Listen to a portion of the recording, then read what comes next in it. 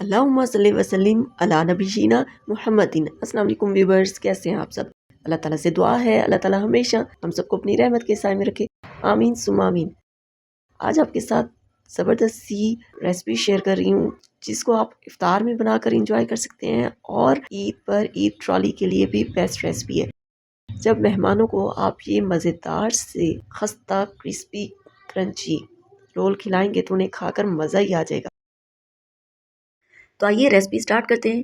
इसके लिए सबसे पहले आपने ब्रेड स्लाइसिस लेने। ब्रेड स्लाइसिस को आपने रोलिंग पिन की मदद से रोल आउट कर लेना है। साइड से अगर ये टूट रहे हैं तो कोई फिक्र की बात नहीं है, आप इनको रिमूव भी कर सकती हैं। और इसके बाद ये मेरे पास चिकन और आलू की फिलिंग है। डिफरेंट किस्म की फिलिंग्स मैं आपको ऑलरेडी सिखा चुकी हूँ जो मेरे चैनल पर मौजूद है, आप जाके चेक कर सकते हैं।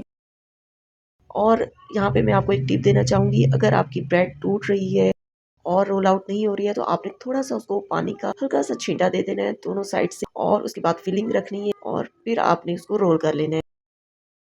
इस तरह से आप बहुत आसानी के साथ ब्रेड को रोल कर सकते हैं और वो ज़्यादा टूटेगी नहीं और आपको इतनी मुश्किल भी पेश नहीं आएगी। तो ये देखिए माशाल्लाह से मैंने इस तरह सारे रोल रेडी कर लिए। यहाँ पे एक और टिप आपके साथ शेयर करूँगी। आपने चिकन या आलू जो भी इसमें फिलिंग करना चाहें करने के बाद आप इनको रेडी करके रख लें और इफ्तारी से 10 से 15 मिनट पहले आपने बेसन वाले मिक्सचर में इसको डिप करके फ्राई करना है। उससे पहले आपने मिक्सचर नहीं लगाना, वरना आपके रोल बहुत ज़्यादा सॉगी सॉफ्ट हो जाएंगे और इनकी क्रिस्पीनेस और क्रंचीनेस खत्म हो जाएगी। इसके बाद आपने 1 कप बेसन लेना है, उसमें हाफ टी स्पून नमक शामिल करना है, 1/4 टीस्पून हल्दी शामिल करनी है, हाफ टी स्पून कश्मीरी लाल मिर्च शामिल करनी है, हाफ टेबल स्पून कुटी हुई लाल मिर्च शामिल करनी है, हरा धनिया शामिल करना है और कद्दूकश किया हुआ बड़े साइज का आलू शामिल कर देना है, 1/4 टीस्पून बेकिंग पाउडर शामिल करना है। सब चीज़ों को आपने बहुत अच्छी तरह से मिक्स कर लेना है। इसके बाद आपने थोड़ा थोड़ा इसमें पानी ऐड करना है और इसका एक थिक सा बैटर रेडी कर लेना है। लेकिन ये आपने ख्याल रखना है कि आपका बैटर बहुत ज़्यादा थिक नहीं होना चाहिए और बहुत ज़्यादा रनिंग फॉर्म में भी नहीं होना चाहिए। इस कंसिस्टेंसी में आपका बैटर होना चाहिए ताकि इन ब्रेड रोल्स के ऊपर अच्छी तरह कोट हो सके। तो ये देखिए इस तरह मैंने सारे रोल कोट कर लिए और अब ये फ्राइंग के लिए रेडी हैं। यहाँ पर आपने ऑयल को पहले अच्छा सा गर्म करना है, उसके बाद मीडियम टू लो फ्लेम पे आपने इनको फ्राई करना है। मेक श्योर आपको ऑयल गर्म होना चाहिए, क्योंकि अगर आपका ऑयल ठंडा होगा तो ब्रेड बहुत ज़्यादा ऑयल एब्जॉर्ब कर लेगी और ऑयली बन जाएगी, जो कि खाने में आपको बिल्कुल भी अच्छा टेस्ट नहीं मिलेगा।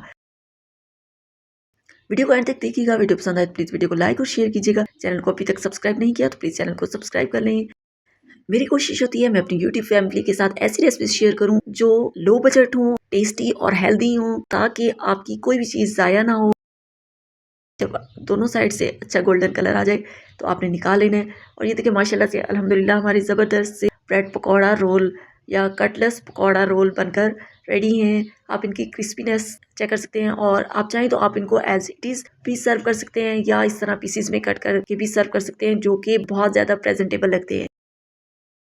तो घर में मौजूद चीज़ों से आप एक न्यू रेसिपी क्रिएट करें, घर वालों को खिलाएं। मैं आपको गारंटी से कहती हूँ सबको ये रेसिपी बेहद पसंद आएगी। तो ऐसी हेल्दी और मज़ेदार वीडियोस देखने के लिए मेरे चैनल को विजिट करें। तो मिलते हैं नेक्स्ट वीडियो में, तब तक के लिए टेक केयर एंड अल्लाह हाफिज़ and don't forget to subscribe my YouTube channel.